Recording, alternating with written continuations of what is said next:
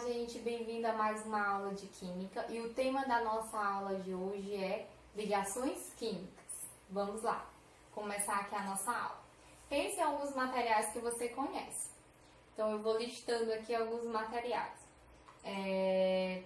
Coloquei aqui uma mesa com cadeiras, que é muito comum, né, nas nossas casas.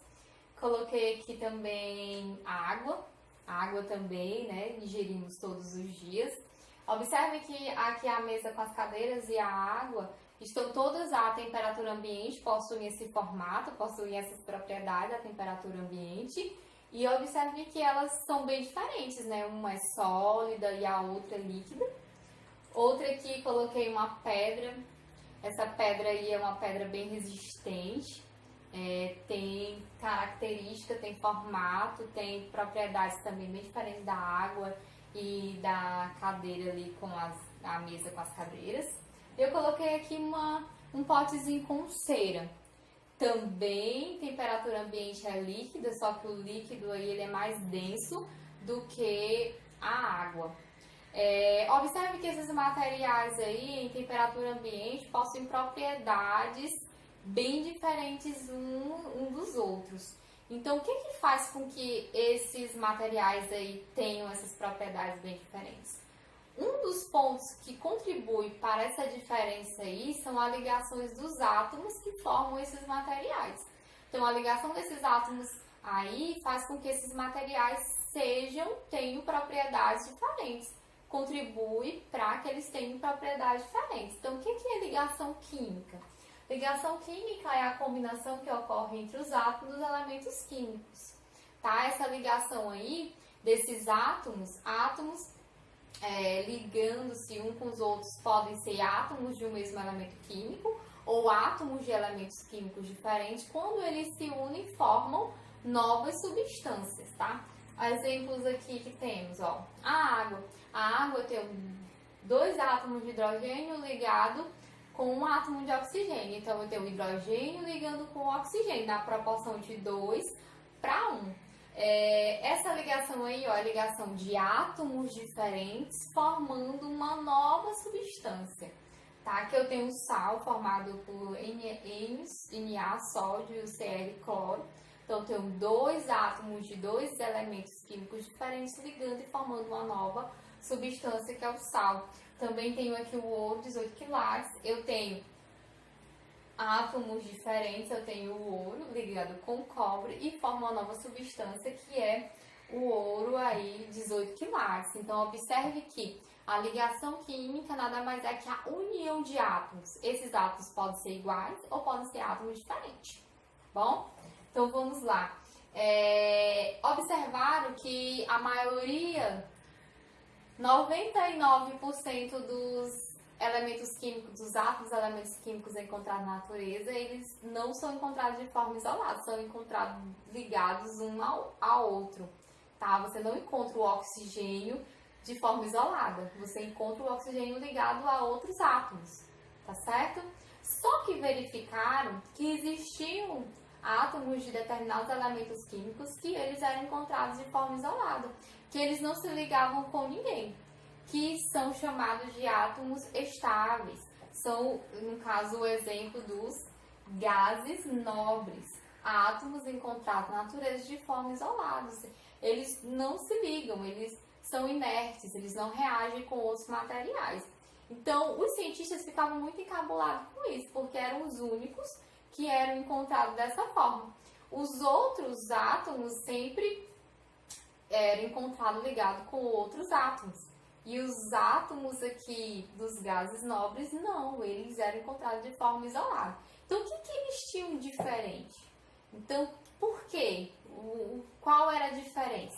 Então, os cientistas foram buscar respostas observando a configuração eletrônica deles, como é que esses elétrons eram localizados em cada camada e ver a estrutura mesmo desses átomos, desses gases nobres, tá? Então, eu coloquei aqui os gases nobres. Quem são eles? Ó, é bom lembrar. É a última coluna da tabela periódica, coluna 18. É o hélio, o neônio, o argônio, o criptônio, o xenônio e o radônio, tá? São os gases nobres. Então, o que os cientistas perceberam? Os cientistas perceberam que a estabilidade dos gases nobres estava relacionada ao fato de eles possuírem 8 elétrons em seu último nível de energia, camada de valência, com exceção do hélio, que tem apenas 2 elétrons. Então, eles foram lá mexer, né, foram estudar esses gases nobres e verificaram isso, que todos eles, com exceção do hélio, a última camada possuía 8 elétrons. Então, isso aí é que era o diferencial em relação aos outros átomos, que são chamados de átomos instáveis, tá? Então, os átomos estáveis são os gases nobres. E os estáveis são todos os outros aí, lá da tabela periódica. Esses átomos estáveis, eles possuem o último nível de energia com menos de 8 elétrons. Essa é a diferença deles em relação aos gases nobres. O último nível, a última camada, possui menos de 8 elétrons na camada de valência. Assim, eles tendem a realizar ligações químicas, onde transferirá ou compartilhará elétrons para completar a última camada de sua eletrosfera com 8 elétrons. Então, esses átomos estáveis possuem menos de 8 elétrons na última camada. Então, devido a isso, eles têm a tendência a transferir, ou seja, a perder, doar, ou compartilhar elétrons na última camada para que eles fiquem com 8 elétrons. Fiquem estáveis, fiquem parecidos com os gases nobres, fiquem com uma configuração eletrônica parecida com a dos gases nobres. Então, a forma eletrônica de Lewis. A forma eletrônica de Lewis nada mais é do que escrever o símbolo do elemento químico e junto dele colocar pontos para representar os elétrons existentes na última camada de energia. Olha um exemplo aqui, ó. Eu tenho o átomo de oxigênio. O átomo de oxigênio ele tem número atômico 8. Então, eu faço a distribuição eletrônica dele e vejo que na última camada dele tem 6 elétrons. Então, eu vou colocar aqui o símbolo do oxigênio O e ao redor eu vou colocar 6 pontinhos que corresponde à quantidade de elétrons que eu tenho na última camada. Então, essa é a forma eletrônica de Lewis, é colocar o símbolo do elemento e ao redor colocar o número de elétrons que ele tem na última camada, beleza? Regra do octeto. Também aqui nas ligações químicas é importante conhecermos a regra do octeto. O que diz? Os átomos instáveis, que são aqueles que têm menos de 8 elétrons na camada de valência, tendem a perder, ganhar ou compartilhar os elétrons que se encontram no último nível de energia até completarem 8 elétrons nesse nível, certo? Então, essa é a regra do octeto. Os átomos estáveis, aqueles que não têm 8 elétrons na camada de valência, eles tendem a compartilhar, a perder ou ganhar elétrons na última camada para que eles atinjam 8 elétrons e aí se tornem estáveis, tá? Vou colocar aqui um exemplo para vocês. Quantos elétrons o átomo de cálcio, com número atômico 20, precisa para se tornar estável?